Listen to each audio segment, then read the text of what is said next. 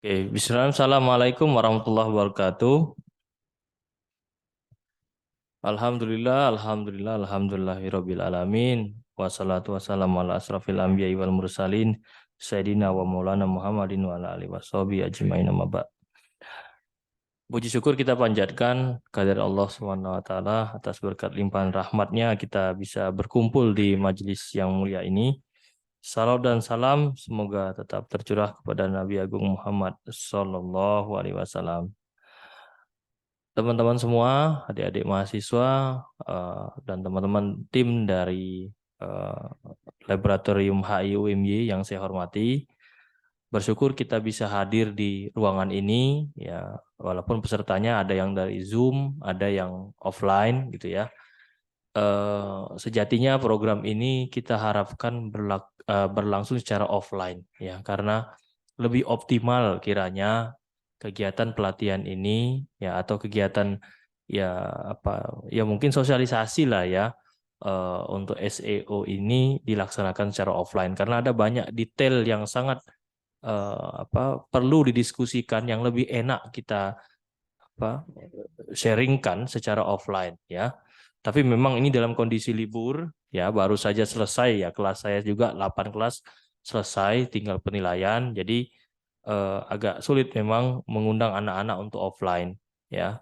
Jadi banyak yang tanya online-nya ada nggak. Makanya di last minute kita akhirnya sediakan online. Tapi ini baru awalan, ya. Nanti ke depan kita harapkan semuanya offline karena lebih interaktif, lebih enak karena ada juga hal-hal teknis nanti yang perlu dilakukan gitu ya di depan laptop gitu ya, bukan hanya online. Kalau online kan kita nggak tahu nih anaknya lagi ngapain gitu kan. Nah, niat utamanya kegiatan ini adalah, ya, ini awalnya dari mimpi, ya, mimpi bahwa kalau zaman saya kuliah dulu, saya alumni lulus dari HI itu bingung mau kerja apa. Kalau rekan-rekan dari pertanian kan udah jelas, ya. Agronomi, dia tahu tentang tanaman, dia bisa budidaya. Kalau yang punya keterampilan jahit sudah bisa bikin tailor gitu ya, tempat usaha jahit dan lain-lain sebagainya. Nah, HI ini agak kerepotan soal itu, ya. Dan makanya alumni-alumni HI itu ketika lulus tuh bingung. Yang ujung-ujungnya banyakan maunya S2.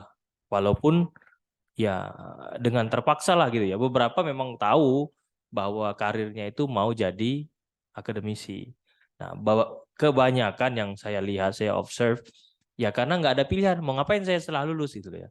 Dan ini akan kita switch, ya, switch karena terlalu banyak cerita-cerita nggak enak. Saya sendiri salah satunya, alumni-alumni lain juga begitu, kemampuan mereka yang minim, ya, kemampuan yang otentik gitu ya. Makanya kita buat ini, pelatihan ini. Yang saya sering temui itu, teman-teman, adanya di Jakarta, ya, data analis spesialis, security analis gitu ya. Dan ini jumlahnya kalau kalau kalian ikut bisa berjuta-juta, mahal-mahal. Dan itu hanya ada di Jakarta. Jadi kalau kalian nanti setelah lulus misalnya mau gabung ke pelatihan itu di Jogja ini belum ada, baru ada di Jakarta. Gitu ya. Jadi kalian harus ke Jakarta, mungkin juga online, tapi harganya juga nggak murah. Nah, kebetulan ide untuk membuat kegiatan ini tuh gayung bersambut karena kita punya alumni-alumni yang sudah punya pengalaman. Ini Mas Bromo itu yang sering sharing dengan saya, itu pernah ikut beberapa pelatihan ini, coding gitu ya, terus data analis gitu. Maka, ya, sebagai sumbangsih alumni, ya, untuk mendorong supaya mahasiswa UMY itu lebih kompetitif di pasar tenaga kerja, maka kita adakan pelatihan ini. Kita adakan kegiatan. Nanti ini baru awalan, deh. Ini baru sosialisasi sederhana, ya. Yang ada banyak memang memang susah, ya. Menurut saya membaca flyer yang kita kita sharingkan lewat WA itu juga apa sih SEO itu. Bagi kita yang di Jogja mungkin masih awam gitu ya. Kalau orang Jakarta udah paham ini, oh, SEO ini adalah apa gitu ya. Belum familiar di kita. Tapi kemampuan untuk, ya, mengetahui, ya, strategi atau teknis SEO ini juga sangat penting di dunia kerja gitu ya. Nah, apa itu dan Bagaimana? Nanti Mas Izat ini yang akan menceritakan ke kalian, ya. Nah, harapan saya nanti setelah ini kita akan adakan, ini baru pemanasan. Nanti setelah ini, ya, kita akan adakan pelatihan yang cukup lebih serius, ya, dengan komitmen, ya. Akan ada charge, ya, walaupun nanti kita sesuaikan dengan kondisi Jogja, dengan harapan apa? Supaya kalian semua anak-anak UMY sebelum lulus itu sudah diterima bekerja. Diterima bekerja itu harapan kita kan di MNC. Ya beda kalau mau akademisi, ya akademisi kan ya tinggal S2 aja. Dan yang magang pun ya bisa memahami, bisa tahu aku punya keahlian data analis, maka di tempat aku magang aku akan mengerjakan hal A B C. Jadi bukan bukan sekedar magang, magang di tempat yang ya lebih administratif sifatnya. Nah, sayang banget menurut aku. Lebih enak kalian mengembangkan potensi ya dari sisi teknis yang memang sangat dibutuhkan dunia kerja. Maka hari ini kita akan mengawali ya sesi apa namanya tentang pelatihan atau tentang apa skill ya, hard skill ya. Serious training itu dengan SEO ini. Nah, alhamdulillah sudah ada Mas Izzat. Nanti beliau bisa memperkenalkan dirinya secara detail. Dan nanti setelah ini akan ada kegiatan lanjutan. Dan mohon teman-teman untuk mengingatkan teman-teman yang lain untuk bisa hadir ya. Ini belum pernah ada di UMJ ini. Coba cek. Pak Ari posting di WhatsApp itu banyak dosen-dosen yang takjub gitu loh. Kok bisa UMJ mengadakan, HI mengadakan. Jadi manfaatkanlah ini khusus untuk anak HI dan ini enggak dibuka untuk mahasiswa lain, hanya untuk alumni dan mahasiswa HI. Ya, karena tesnya tes HI. Karena tesnya kan tiap ilmu beda. Nah, maka Bismillah kita jalan dengan kegiatan ini. Nanti mohon teman-teman juga bisa ikut di kegiatan selanjutnya. Nanti bareng Mas Bromo dan tim gitu ya. Nah, dan semoga doa kami ya sebagai alumni dan dosen kalian diterima di dunia kerja sebelum lulus ya, supaya kita ikut bangga ya menjadi bagian dari Prodi HI UMY. Demikian ya yang bisa saya sampaikan. Apa nanti selanjutnya silakan Mas Bromo dan Mas Izzat untuk melanjutkan. Pak Ari harus ada kegiatan di tempat lain. Saya Ari, Assalamualaikum warahmatullahi wabarakatuh.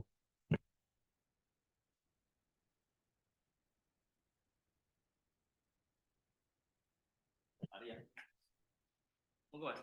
Tengah akhir apa Mas? Oke, sudah cukup.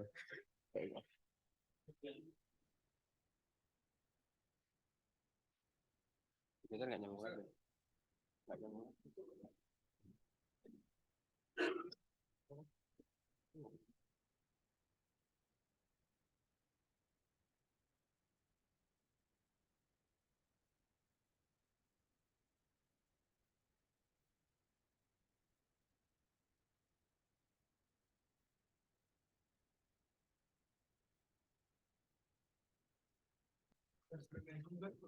Hah?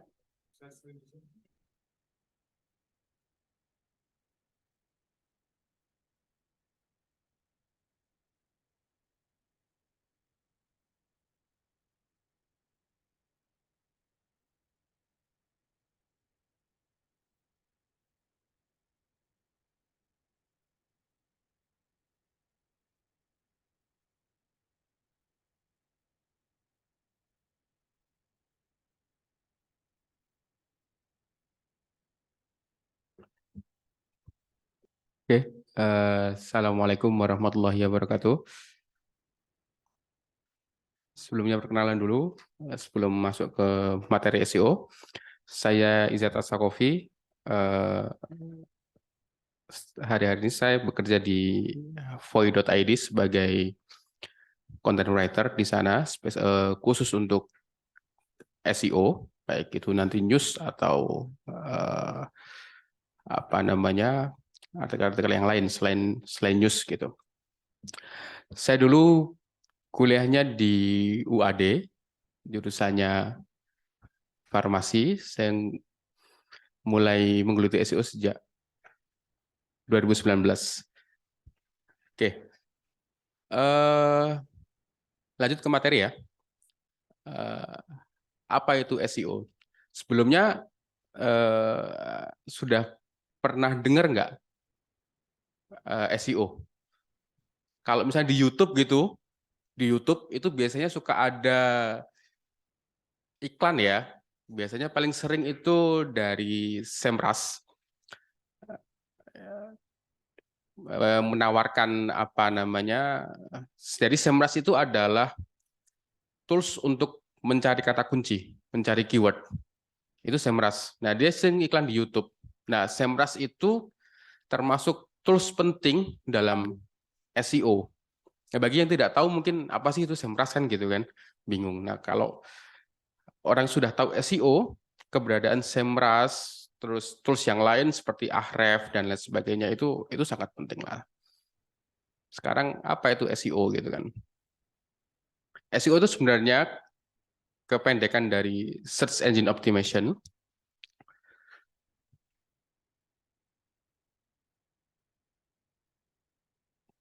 Nah, sebenarnya SEO itu adalah upaya optimasi website agar dia tampil di halaman pencarian Google.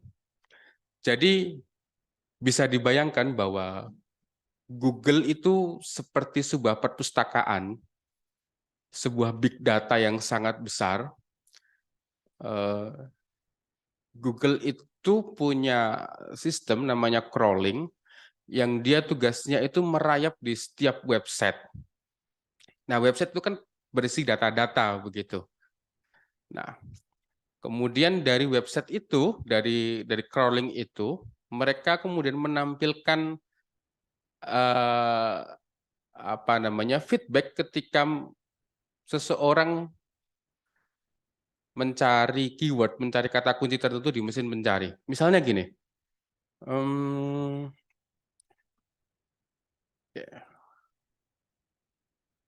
sorry. Misalnya kita mencari hubungan internasional misalnya.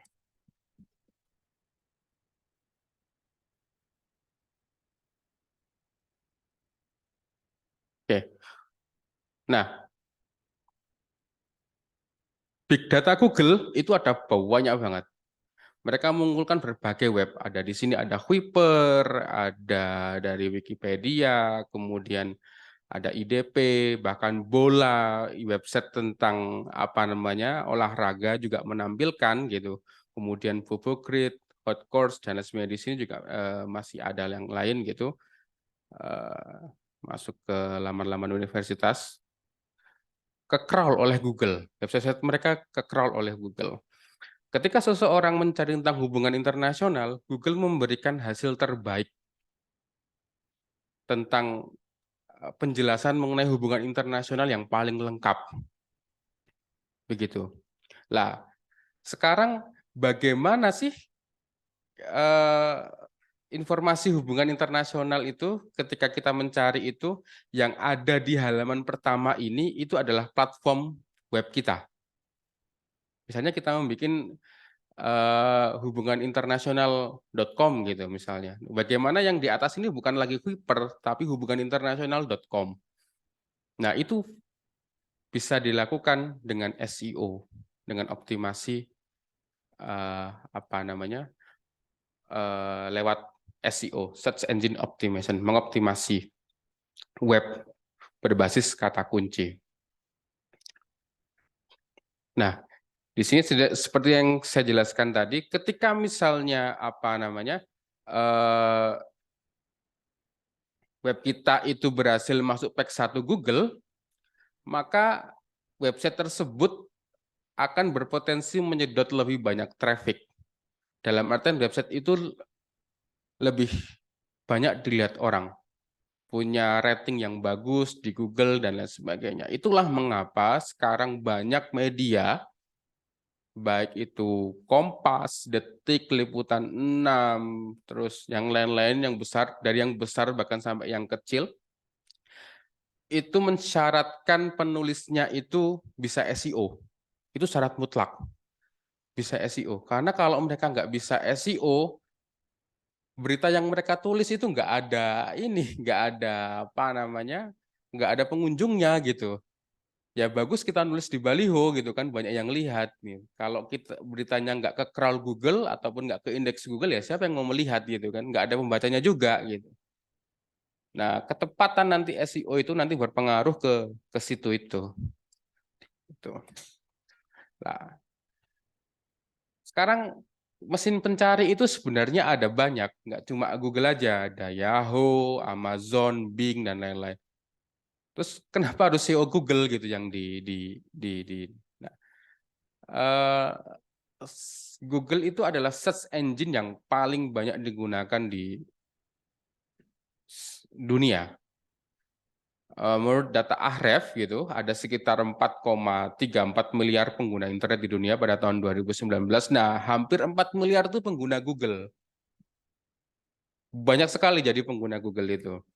Kemudian menurut Statista sendiri itu ada sekitar 3,5 miliar orang yang melakukan pencarian lewat Google. Yang dicari apa? Macam-macam. Mulai dari lokasi bisnis terdekat dari sini, lokasi warung makan terdekat dari sini, bahkan saya sempat menemukan ada orang yang menulis konten itu nomor tukang ledeng di Jogja. Bayangkan hal seperti itu dicari di Google, nomor tukang ledeng di Jogja. Gitu. Nah, dari sini bisa kita ketahui bahwa SEO itu manfaatnya itu sangat sangat banyak gitu untuk kehidupan. Termasuk ini, seseorang yang bisa belajar SEO ya, seseorang yang bisa belajar SEO, bagi pribadi dia bisa mendatangkan penghasilan sampingan yang luar biasa, yang cukup cukup besar. Di Jogja, artikel SEO dengan panjang 500 kata itu harganya sekitar 50.000. 50.000 Anda cuma nulis 500 kata dihargai 50.000. 500 kata itu Anda nulis paling 1 jam lah, 1 jam itu udah sama gambar sama udah semuanya gitu. Range 500 sampai 1.000 kata itu biasanya harganya 75 sampai 100. Kalau tulisan Anda itu tulisan sampah gitu, dalam artian nggak bisa dibaca, tulisannya semerawut, itu paling cuma dihargai sekitar, kalau 500 kata sekitar 30.000. Itu biasanya yang pakai itu yang web-web kecil-kecil itu. Tapi kalau di IDN Time, kemudian Kompas ataupun lebih-lebih ke bisnis ya, kayak Sari Ayu dan lain sebagainya, yang mereka membutuhkan SEO mengenai produk mereka, itu harganya bisa sangat tinggi, sekitar 50.000 ataupun apa namanya, kalau misalnya mereka minta panjang itu bisa 100.000. Bahkan kemarin saya menemukan ada ini apa namanya, orang yang meminta SEO, buat tulisan SEO tapi original itu dari mendengarkan apa namanya video gitu. Jadi ada video dari situ dibikin SEO-nya. Itu bayarnya per jam. Videonya itu durasinya sekitar 12 jam. 1 jam dibayar 100.000. Bayangkan 12 jam itu kalau kita mendengarkan itu sambil bikin SEO, artikel SEO itu semuanya itu dibayar 1.200.000. Kan luar biasa. Jadi SEO bisa dilakukan ketika kita kalau kita kuliah sudah paham SEO dan mau menulis di platform mainstream gitu, seperti IDN Times itu mereka buka penulis lepas, cuman harus bisa SEO. Itu mereka dibayarnya selain ini per artikel juga dapat bonus ketika view-nya, pembacanya itu melebihi target. Misalnya mereka mensyaratkan 1.000, kita dapat 1.500, kita ini dapat bonus lagi gitu dari artikel itu. Nah, biar view-nya banyak, penempatan SEO-nya itu harus tepat gitu. Kemudian yang kedua, fungsinya bagi individu, SEO itu dapat meningkatkan portofolio SEO kita kalau kita sudah bisa SEO, dan itu sangat memudahkan kita ketika ingin melamar pekerjaan, terutama di media, kalau misalnya kita ingin bekerja di media ataupun bekerja di sektor digital marketing gitu, ataupun di e-commerce, mereka pasti mensyaratkan SEO. Narasi kemarin baru buka lowongan, salah satu syaratnya itu bisa menulis SEO. Itu syarat wajibnya gitu. Jadi kalau kita sudah punya portofolio gitu, kita mau melamar enak aja gitu. Portofolio itu dalam artian tulisan kita pernah masuk di page 1 Google gitu. Itu apa namanya? Bisa jadi modal lah. Oh, sudah masuk di page 1 Google, kita melamar bisa nih masuk gitu. Peluang untuk keterimanya sangat tinggi. Dan SEO nggak hanya web ya. SEO itu ada SEO Instagram, kemudian SEO YouTube, semua yang berkaitan dengan internet untuk menjaga traffic mereka pasti pakai SEO. Cuma nanti konsepnya berbeda gitu. Kemudian selain hal seperti itu tadi, SEO juga sangat penting untuk bisnis. Bayangkan, kalau Anda punya bisnis, Anda punya platform sendiri, platform website sendiri, seperti Shopee, Tokped, ataupun Bukalapak dan lain sebagainya. Anda bisa menjangkau apa namanya audiens dengan sangat luas. Kita buktikan ya.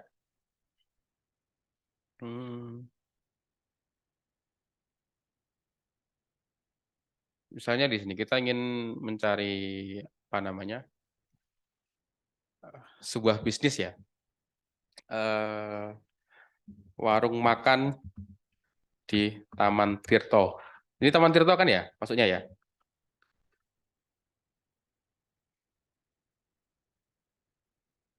Nah, langsung keluar Sages ini. Sages ini, teman-teman, ini dipengaruhi oleh SEO. Bisa dipengaruhi oleh SEO. Kalau Anda punya platform web, mereka nggak pakai platform web ini karena sudah lama ini, makanya dan dapat ulasan yang baik dari apa namanya, dari apa pengunjung gitu. Jadi bisa di yang paling atas gitu. Tapi kalau Anda punya platform web dan Anda bikin warung makan baru gitu, Anda bisa menggeser posisi ini. Karena mereka posisinya nggak kuat. Nggak kuatnya apa? Karena mereka tidak didukung oleh platform web. Begitu. Di platform web, Anda bisa memberikan informasi mengenai lokasi bisnis Anda dalam sebuah artikel SEO. Secara halus ya, promosi secara halus. Misalnya Anda membuat press release gitu, membuat warung makan ayam geprek di Taman Tirto begitu. Di platform Anda menyebutkan bahwa apa namanya, misalnya ayam geprek terenak di Jogja dan lain sebagainya menggunakan kata kunci itu. Kemudian di tengah artikel Anda memberikan informasi mengenai lokasi warung makan Anda. Itu bisa nanti mempengaruhi di sini. Dan pencariannya, kalau pencarian warung makan di Taman Tirto Bantul ini, dengan kata kunci ini, itu ada 262.000. Bagian atas ini. 262.000 volume pencarian dalam 1 bulan. Bayangkan 1.000 aja mereka masuk apa namanya ke tempat Anda, itu kan berarti Anda bisa mendatangkan pengunjung yang lebih banyak.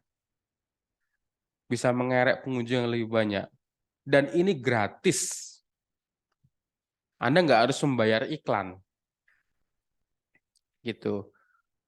Nah, ini fungsinya untuk SEO untuk di bisnis. Nah, ini juga ada nih. Ini nanti saya jelaskan mengenai ini. Sages ini gitu. Kemudian untuk selanjutnya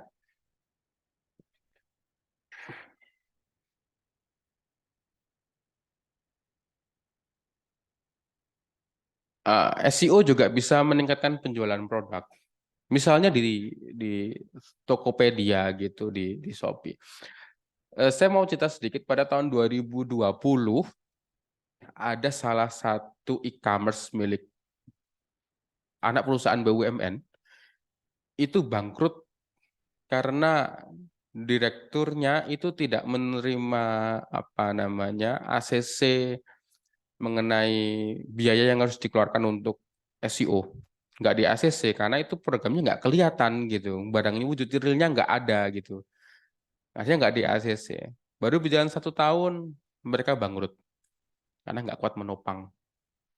Beda dengan Tokopedia, Shopee, Bukalapak yang mereka mengeluarkan dana besar untuk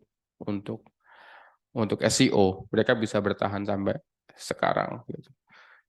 Dan mereka rutin, dan jangan dikira Shopee dan Tokopedia itu mereka nggak membuat artikel mengenai tips dan lain sebagainya. Mereka juga buat artikel kayak gitu. Misalnya tren fashion 2023 gitu. Tokopedia tuh nulis gitu, hal-hal kayak gitu. Nanti dari situ mereka diarahkan ke laman mereka dan sebagainya. Nah, dari situlah mereka menambah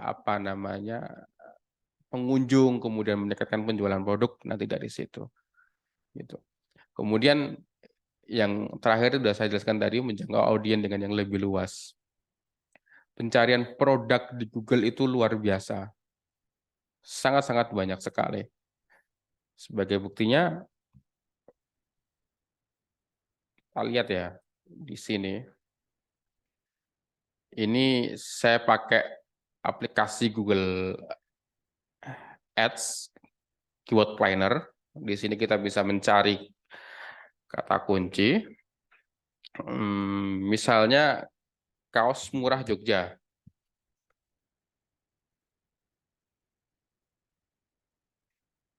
Kita lihat ya di sini ya. Ini yang terkait manfaat SEO untuk bisnis tadi. Lah, yang mencari keyword kaos murah Jogja itu volumenya 100 sampai 1000 per bulan. Banyak kan? Kemudian dengan grosir kaos polos murah 10 ribuan Jogja, ini juga ada yang nyari. Lebih detail ini, lebih spesifik. Itu. Jadi ya, distro grosir Jogja 100 sampai 1000. Dalam artian yang mencari ini banyak banget gitu. Ini yang saya pakai, ini adalah tools gratis ya dari Google.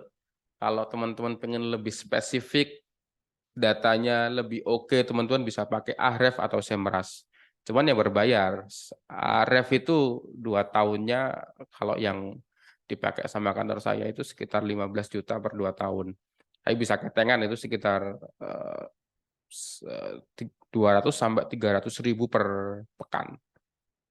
Kalau itu dimaksimalkan dengan baik, itu bisa digunakan untuk mencari kata kunci yang berkaitan dengan bisnis, dengan produk kita bisa buat di situ, bisa mengarik pelanggan di situ gitu.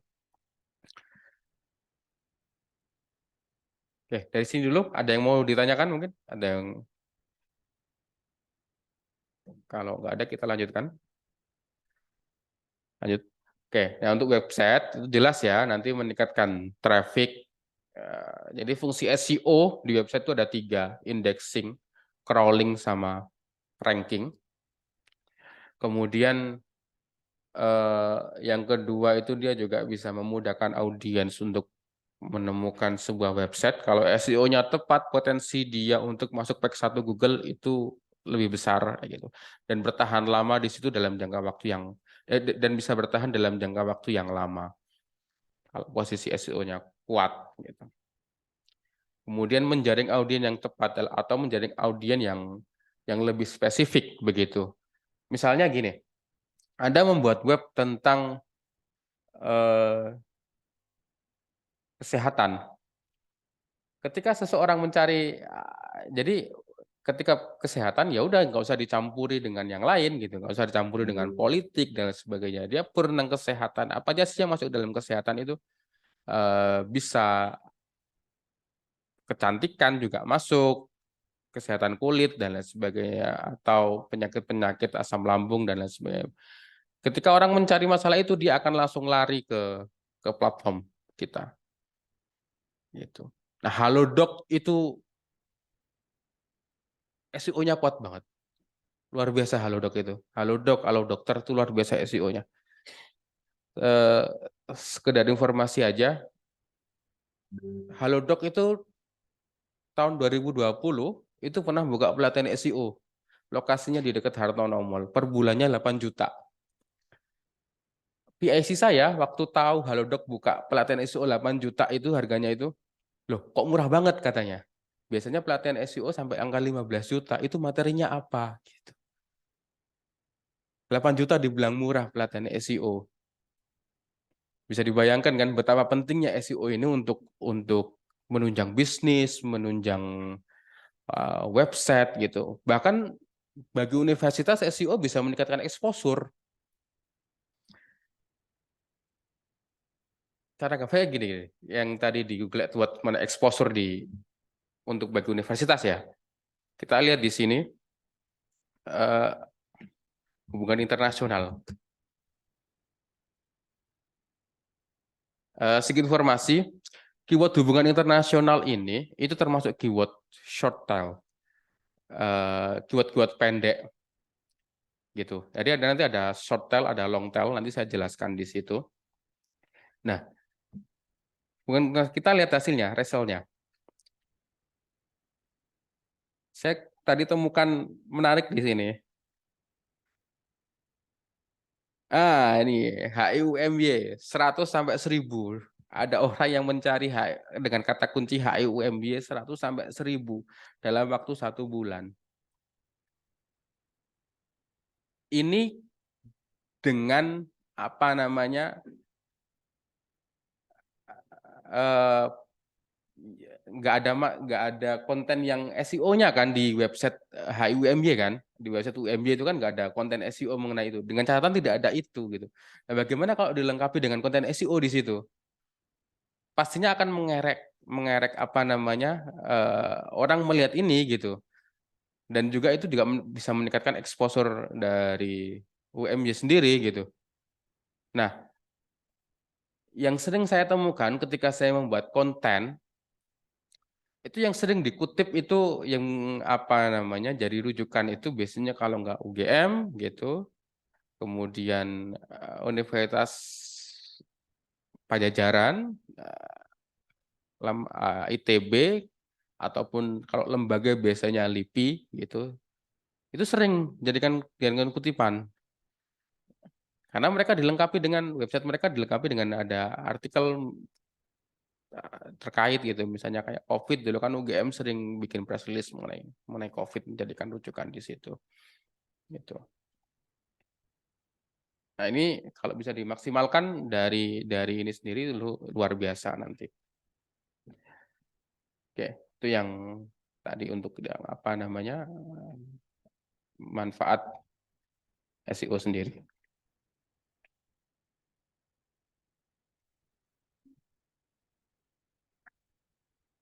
Oke. Ini tadi ya, ini saya jelaskan di awal ya, crawling, indexing, ranking itu ya. Apa namanya cara SEO bekerja, cara kerja SEO itu dari crawling, indexing dan ranking. Nah, crawling itu apa sih? Crawling itu adalah cara Google merayap menemukan halaman website yang baru dirilis ataupun yang sudah lama. Jadi misalnya kita bikin website nih gitu, Google kalau sudah kita isi gitu, itu bisa ke crawl sama Google dengan artikel yang ada SEO-nya. Belum tentu website yang kita buat, kita isi artikel itu bisa ke crawl Google, belum tentu. Misalnya ini, saya bikin website nih untuk platform bisnis saya. Ini aja.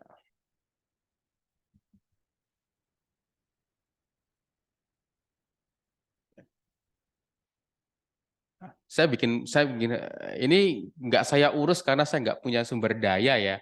Karena saya udah terlalu capek di media, jadi saya nggak punya sumber daya. Nah, artikel-artikel ini gitu, ini sudah saya tulis berdasarkan SEO yang pakem gitu, tapi nggak ke crawl Google. Kenapa? Karena artikelnya cuma 4, sangat sedikit sekali artikel SEO-nya.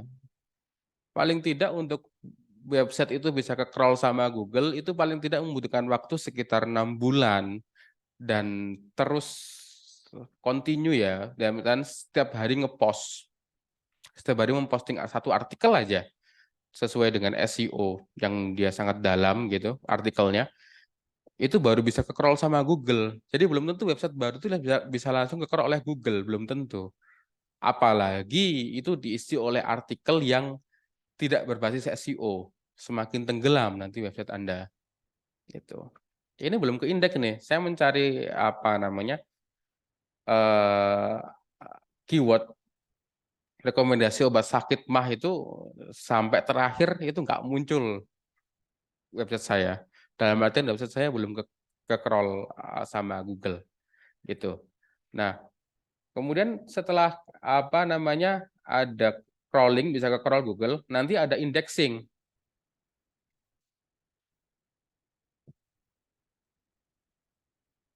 Nah, ke indeks nggak? Habis ke crawl ke indeks nggak Google? Kalau udah ke indeks gitu, apa namanya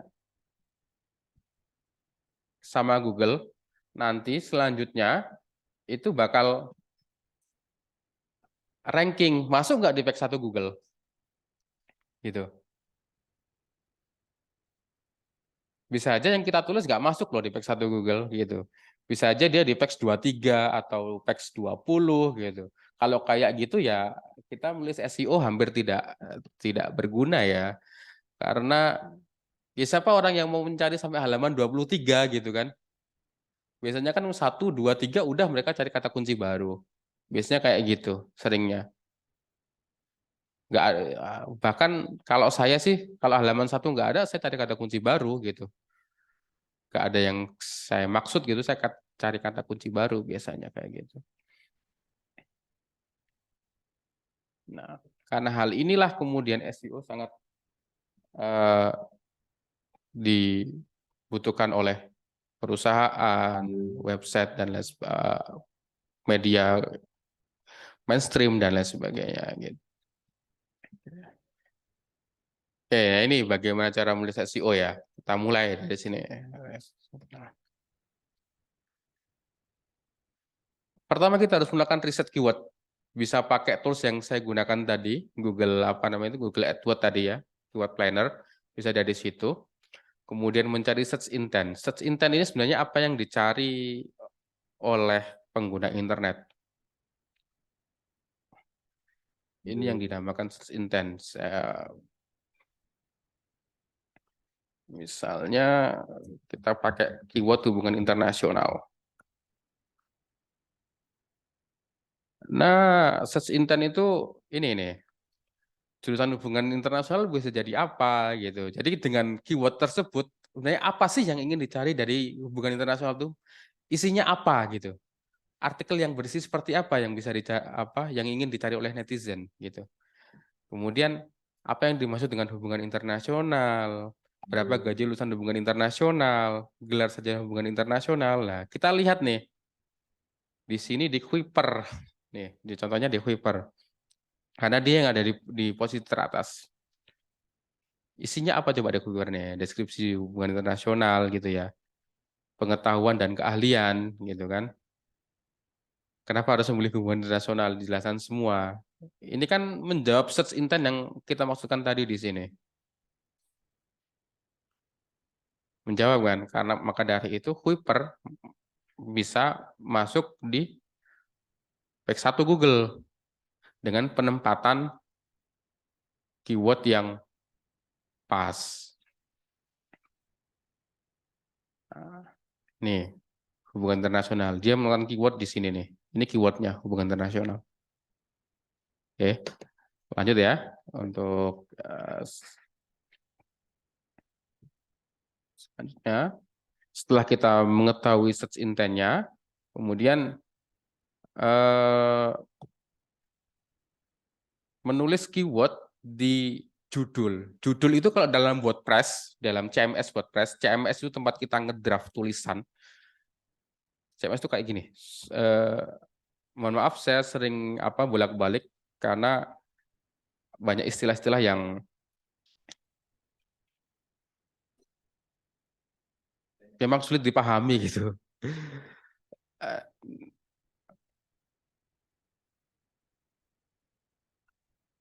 Nah, ini namanya CMS. Tempat kita ngedraft tulisan di website sebelum di post. Itu nama CMS di sini. Itu. Di CMS itu judul itu sama dengan H1. Itu judul. Jadi kata kunci kita itu ada di judul, yang kedua di paragraf awal, paragraf pertama, terus habis itu harus ada di subjudul atau H2.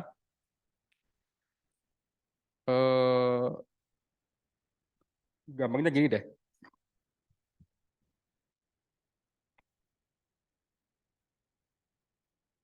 Ini yang artikel yang saya tulis ya. Kita lihat, ini saya tulis, ini baru terbit 14 jam yang lalu. Ada di page 1 paling atas. Nah, ini sini kan, mengenal olahraga dansa.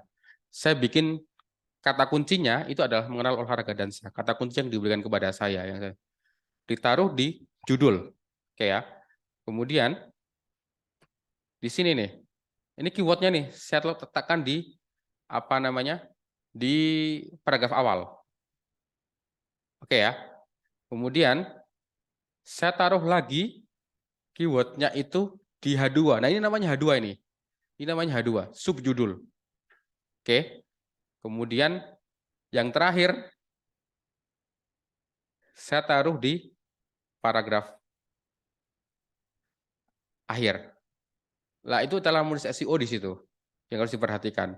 Jadi kata kunci harus ditaruh di judul, kemudian paragraf awal, subjudul, sama paragraf akhir. Untuk yang lainnya kayak apa namanya jenis-jenis dansa dan lain sebagainya itu adalah maksudnya kata kunci turunan.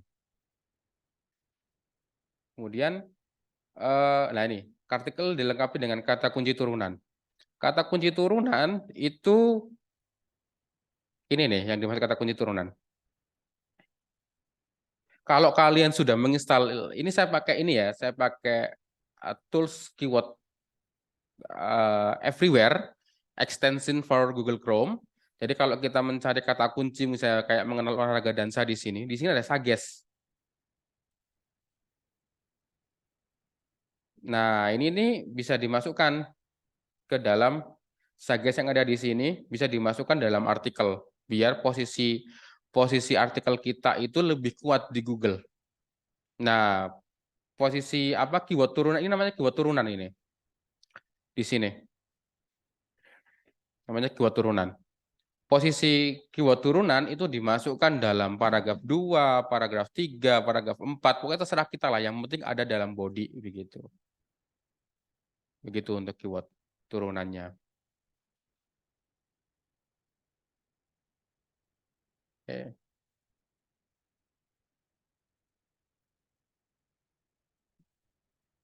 Nah, sebenarnya masih apa namanya? Masih banyak lagi yang bisa kita gali dalam SEO, termasuk bagaimana cara ini cuma sekilas aja ya sebenarnya. Kalau saya jelaskan lebih dalam lagi itu sebenarnya waktu 2 jam itu nggak cukup. Saya pernah jelasin ke teman saya itu sampai 3 jam itu aja masih belum tuntas gitu untuk masalah SEO tok gitu. Ini nanti masih harus ada backlink, harus ada internal link, kemudian keyword seperti apa sih yang harus dipilih gitu. Kata kunci seperti apa sih yang harus dipilih, yang harus kita tulis itu juga ada. Gitu. Termasuk nanti sampai ke situnya. Nah, untuk penjelasan hal tersebut nanti bisa dibahas gitu ya nanti dalam pertemuan yang selanjutnya karena ini continue katanya. Karena ini continue, nanti untuk pertemuan selanjutnya kalau teman-teman tertarik dengan ini nanti bisa kita diskusikan bagaimana pemilihan keyword yang tepat di apa namanya di mesin pencari keyword seperti yang saya bilang tadi Ahref, Semrush. Kalau yang gratisan ya bisa pakai keywordtool.io ataupun Google AdWords pakai keyword planner gitu. Bagaimana sih mencari keyword yang tepat di situ, kemudian bagaimana cara cari search intent itu gimana, itu juga ada tekniknya sendiri yang lebih cepat begitu. Kemudian formulasinya ini termasuk tulisan di bodinya itu juga menentukan, sangat menentukan. Nah, nanti kita ulas di situ apa namanya secara detail, termasuk kata kunci turunan, gimana cara nyari kata kunci turunannya dan sebagainya gitu. Itu nanti di pertemuan maksudnya. Kalau sekarang saya kira nggak cukup untuk masuk ke situ gitu ya. Ini udah selesai ya. Kalau misalnya ada mau diskusi gitu mengenai SEO, silakan. Oke, terima kasih teman-teman atas waktunya yang sudah diluangkan. Terima kasih juga Mas Izat atas pemaparannya. Mungkin kepada teman-teman yang ada pertanyaan mungkin tentang SEO, karena sebenarnya luas banget ya. Kalau ketika kita berbicara SEO itu tidak hanya sekedar tidak hanya tentang keyword atau tentang apa yang ingin kita cari di Google, tetapi termasuk semuanya. Karena beberapa kali ketika saya juga berdiskusi dengan Izat, teknik penulisan di beberapa aplikasi, karena ketika saya dulu masih ngoding ya, masih menggunakan beberapa bahasa pemrograman tuh memang ada bahasa pemrograman yang ramah dengan SEO, ada yang nggak ramah. Kalau yang ramah tuh namanya Vue.js, Vue gitu. Nah itu lagi banyak dipakai oleh lagi banyak dipakai oleh beberapa company, tapi ada juga yang enggak. Nah ketika di beberapa aplikasi juga itu ada SEO-nya tetap kayak mau di Instagram mau TikTok, walaupun TikTok lebih banyak orang menggunakan media video, media gambar gerak, tetapi mereka juga masih menggunakan teknik SEO gitu.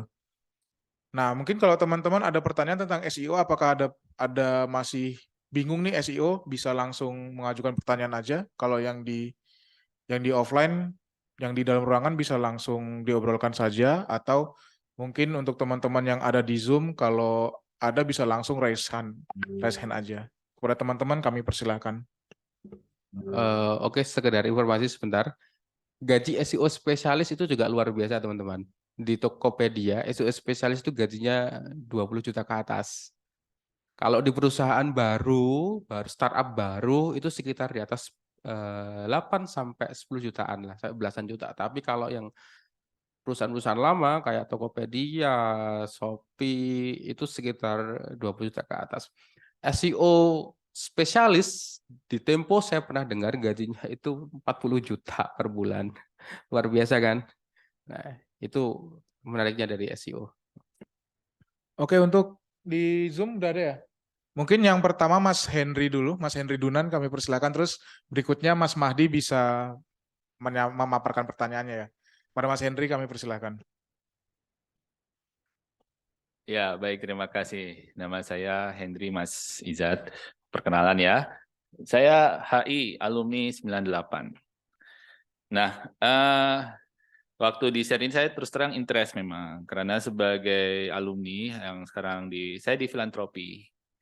Jadi kita punya apa ya? Kita punya interest memang terkait dengan SEO ini, terkait dengan lembaga kami gitu. Misalkan kita ingin orang mencari tentang lembaga kami karena kita buat artikel itu harus bisa bagaimana caranya bisa di halaman 1 atau di ranking 1. Nah, jadi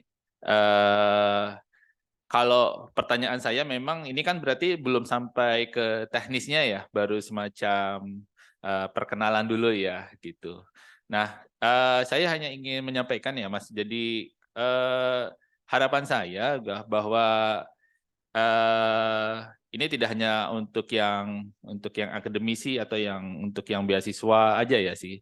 Artinya kalau saya melihat skop ini harusnya bisa dimanfaatkan tidak hanya untuk mereka yang lagi kuliah aja, tapi untuk yang bergerak di alumni HI yang memang bergerak di berbagai sektor ya. Sebagai contoh, saya kemarin beberapa waktu lalu di Magelang itu ketemu dengan anak muda, Mas, masih usia 30-an. Jadi dia bergerak dalam sayangnya dia bukan anak HI. Tapi yang menariknya itu bahwa omset dia itu dalam sebulan itu sampai 2 miliar. Tidak punya kantor dan hanya 3 orang. Bisnisnya itu adalah briket arang, gitu. Briket arang. Nah, how to connect-nya itu adalah mereka membayar jasa orang yang bikin website mereka, dan kemudian terjadilah kalau di dalam HI ada transaksi internasional di sana ya, antara buyer luar negeri dengan mereka. Jadi mereka itu sebenarnya hanya perantara saja. Tapi yang kemudian yang menarik itu kan, ini yang belum saya gali sebenarnya adalah gimana orang luar negeri itu bisa ngedetek website mereka itu. Nah, ini karena ini memang teknis, belum sampai ke teknis, saya hanya ingin memberikan sedikit tanggapan saya terhadap ini. Jadi menurut saya untuk HI ini, orang-orang HI ini sebenarnya cukup penting ya dalam tahun-tahun ini, penguasaan tentang SEO ini cukup bagus gitu. Itu terima kasih Mas, tanggapan saya. Oke, terima kasih Mas Henry Dunan.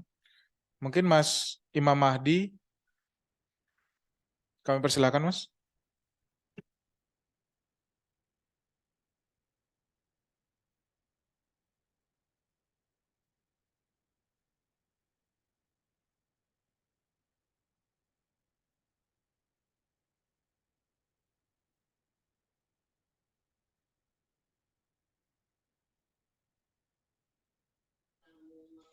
Ini baru nih ternyata.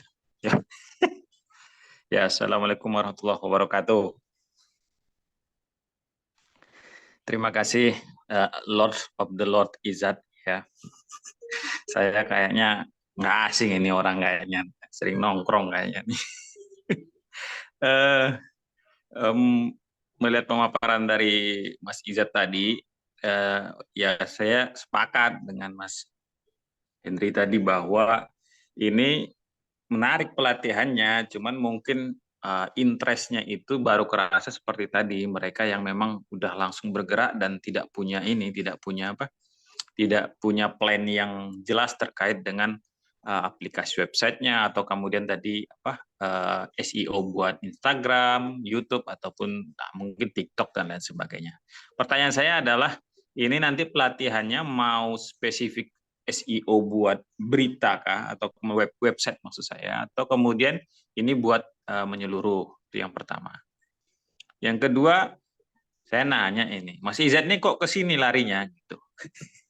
Seharusnya Anda kan di K24 apa di mana gitu. Nah, ini untuk maksudnya untuk apa? Sebagai pembanding bahwa ya seharusnya HI bisa lebih karena dunia kesehatan aja harus lompat ke sini gitu loh. Nah, kalau Mas Izzat kenapa lompat sini? Kenapa? Apa gara-gara pandemi apa gimana? Oke, terima kasih. Simple. Oke, terima kasih banyak Mas Imam Mahdi atas tanggapannya dan juga pertanyaannya, dan juga Mas Henry. Mungkin ada lagi Mas Tommy yang itu? Yang resen ada lagi nggak? Nggak ada ya? Oke, mungkin ini ya bisa menanggapi Mas Izzat, karena ada dari Mas Henry tadi menanyakan tentang teknis, Mas Mahdi juga tanya teknis, tuh nanti biar saya aja. Yang pertama, pertanyaan dari Mas Henry itu bagaimana orang-orang luar bisa mendetek website-website Indonesia, apakah teknik penulisan SEO itu mencakup jangkauan internasional atau hanya in lokal saja, atau bisa diatur range-nya bagaimana? Gitu mungkin Mas Izzat. Oke, untuk yang pertama tadi dari Mas Hendy. Jadi di awal tadi sebenarnya saya sudah mengatakan bahwa pengguna internet di dunia itu, pengguna Google ya, yang pakai mesin pencari Google, itu hampir 4 miliar.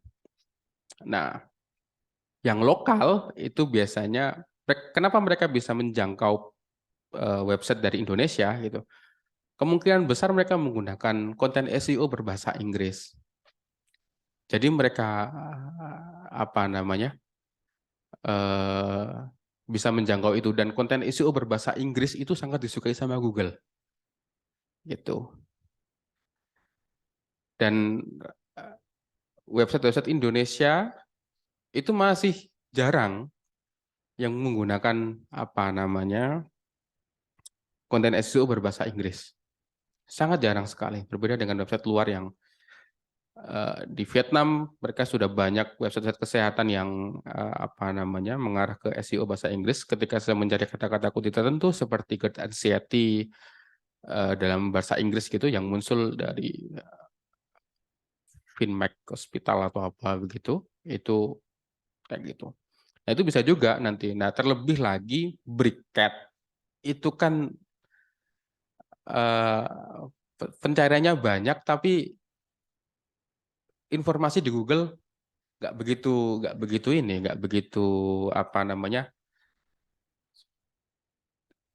nggak begitu banyak gitu. Maksudnya pencariannya banyak, volume pencariannya banyak, tapi informasinya sangat sedikit.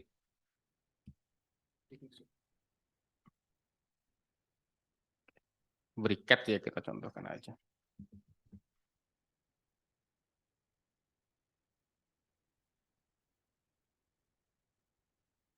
Oke. Nah, ada 600.000 orang nyari briket dalam briket arang gitu. Nah, dalam SEO itu bisa dibuat juga lokal sama yang nggak lokal gitu.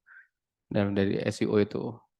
Nah, ini muncul di jual briket harga terbaik dan termurah dan sebagainya gitu. Nah, kalau mereka menyasar pasar internasional, berarti kan mereka harus menerapkan SEO pakai bahasa Inggris. Nah, saya nggak tahu optimasinya mereka seperti apa. Yang jelas itu tim webnya itu luar biasa hebat gitu. Karena itu nggak cuma didukung oleh SEO aja, mereka juga didukung oleh yang lain seperti developer webnya gimana, kemudian nanti jadi SEO itu biasanya dalam sebuah media itu mereka dibagi tugas. Ada yang jalur riset keyword, mereka mencari keyword-keyword terbaik yang sesuai dengan kebutuhan mereka. Misalnya untuk bisnis, untuk jual briket gitu, keyword seperti apa sih yang dicari gitu. Ada yang seperti itu, nyari ke situ. Ada juga yang nanti nyari bagaimana artikel ini bisa keindeks dengan baik di Google. Ada tim yang seperti itu. Harus nanti URL-nya, ini URL namanya, ini URL. URL nanti dibikin yang ramah SEO friendly gitu. Gitu.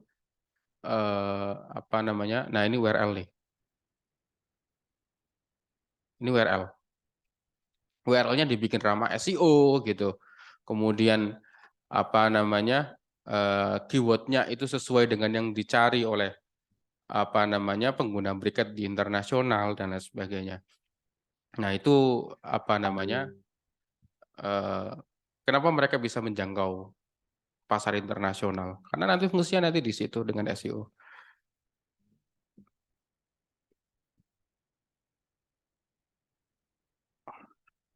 Gitu mungkin Pak. Terus Oke, terus yang dari Mas Mahdi yang kenapa sih Mas Izzat malah lebih ke dunia digital daripada dunia medis gitu kan? sebenarnya dulu kesasar sih karena dipecat aja gitu kan. Tahun 2019 saya dipecat karena bukan karena masalah kerjaan ya, tapi masalah pribadi begitu. Kemudian di tengah nganggur itu teman saya ngajak gabung di perusahaan media. Waktu itu Voi belum lahir. Jadi Voi itu umurnya baru beberapa tahun belakangan ini aja. Duduk di media, oke saya ikut. Nah di sana tiba-tiba saya langsung diminta untuk menulis SEO tanpa diajari. Jadi saya masuk media itu nggak punya pengetahuan apa itu SEO sebenarnya. Langsung saja saya diminta untuk menulis SEO, sambil berjalan saya juga tanya-tanya tentang teknis dan lain sebagainya. Kemudian semakin ke sini saya juga semakin kok ternyata penting banget gitu SEO. Jadi saya tetap bertahan di situ untuk apa namanya mempelajari lebih dalam lagi mengenai SEO. Belakangan juga saya tahu oh ternyata platform-platform kesehatan itu juga banyak yang memanfaatkan SEO untuk menarik traffic, menarik pengunjung, menarik konsumen dan lain sebagainya menggunakan traffic menggunakan SEO itu. Nah, kemudian hal tersebut saya terapkan sedikit-sedikit pada bisnis saya meskipun nggak konsisten ya karena sumber dayanya nggak ada gitu, jadi sedikit terbengkalai gitu. Nah, itu kenapa kok saya bisa masuk itu, dan saya mau nyari pekerjaan lain nggak ada yang senyaman kerja di SEO, kerjanya sedikit tapi ya pendapatannya nggak inilah melebihi jam kerjanya. Saya kerja paling sehari itu paling cuma 3 jam. Dari jam 11 sampai jam 2, jam 3 biasanya sudah selesai kerja gitu. Habis itu saya pulang. Cuma itu aja tiap hari. Gitu. Kan nggak lama itu kan. Saya masuk ke kantor jam 11, jam 10, kalau lagi ada bos saya masuk pagi gitu. Kalau nggak ada saya jam 11 masuk kantor. Jam 3 saya udah pulang gitu. Dan itu cukup menyenangkan. Di situ saya bisa nyari pekerjaan lain yang menopang. Sehari satu artikel aja kan, kalau misalnya satu hari itu ya 50.000 gitu. Kalau konsisten lumayan juga kan itu kan. Di situ saya tetap bertahan di SEO gitu. Begitu Ustadz Imam Wadi. Oke, mungkin sama menjawab dari tadi ya, kenapa Mas? Sebenarnya pertanyaannya terhubung. Ini untuk kenapa tadi pembahasannya belum langsung ke teknis, teman-teman. Jadi pertama kami ingin menakar dulu ke pemahaman teman-teman tentang dunia digital seperti apa. Karena ini kenal pengantar. Mungkin kalau umpamanya pertemuan di kuliah ini adalah kelas 0 ya, kelas 0 sebelum masuk ke kelas 1. Karena kami ada program pelatihan yang nanti untuk membahas teknis, kami ada 2.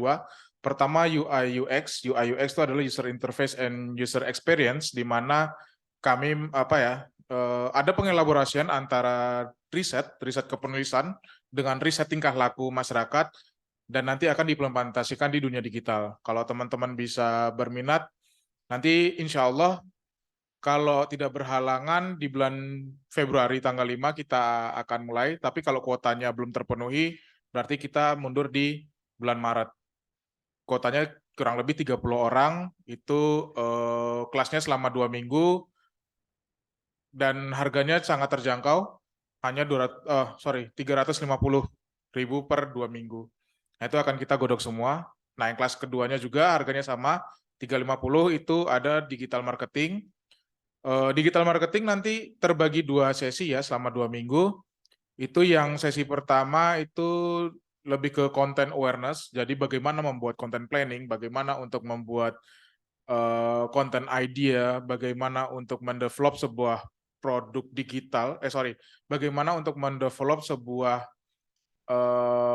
konten digital yang baik, dan kemudian dipadukan dengan di minggu keduanya ada SEO yang nanti akan dibimbing oleh Mas Izzat di sana.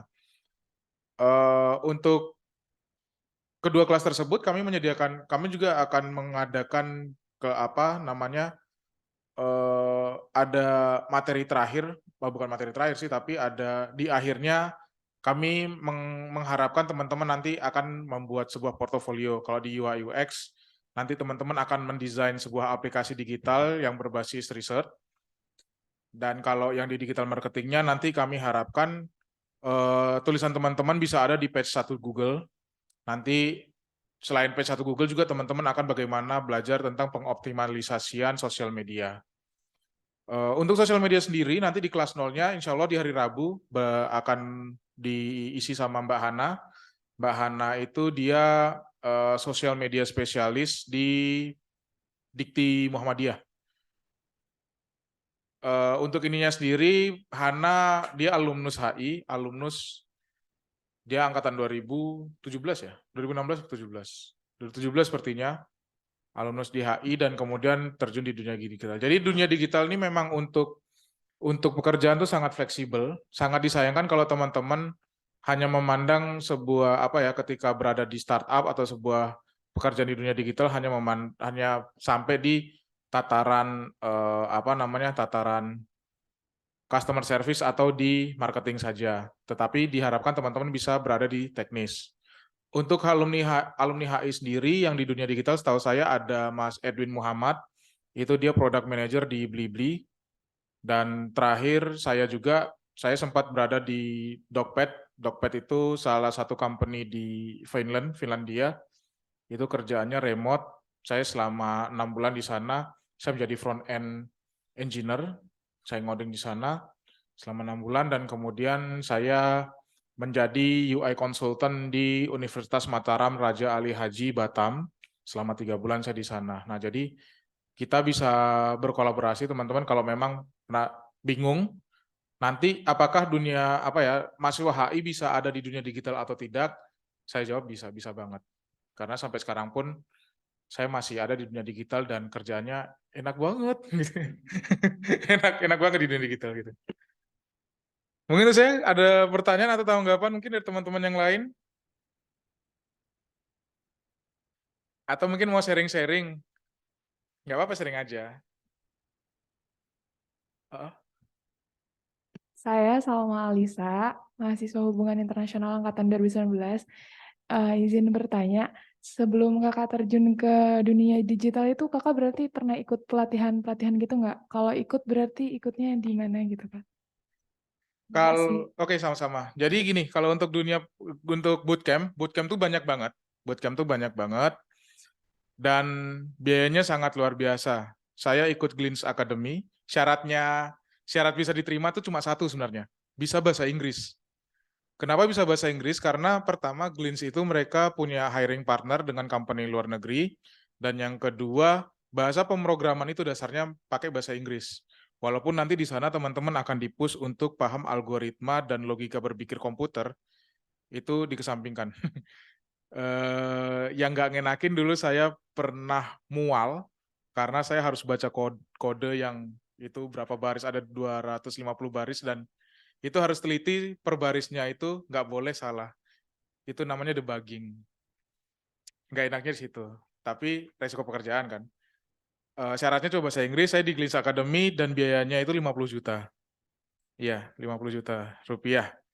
Jadi saya juga sama Mas Ari Paksi sering ngobrol masalah ini sih, bagaimana sih caranya teman-teman yang di dunia sosial tuh bisa masuk ke digital tapi dengan harga yang murah gitu loh.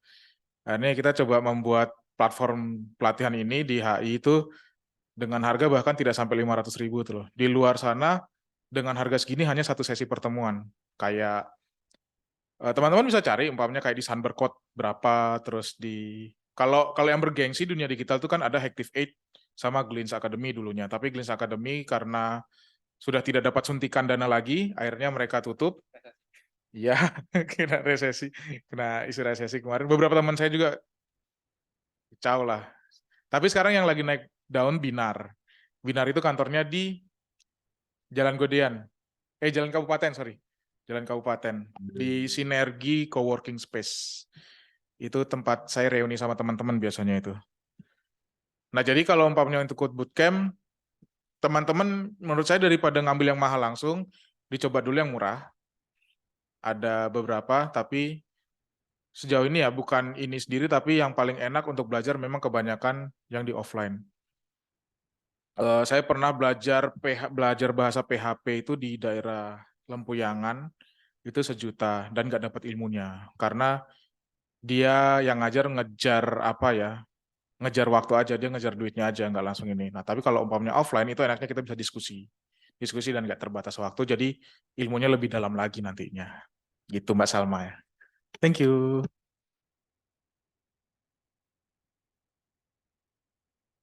Oke, udah 1 jam pemaparan. Ada lagi mungkin Mas Randy? Cukup Mas Randy? Oke. Yang di Zoom ada lagi Om Tommy? Nggak ada ya? Aman berarti?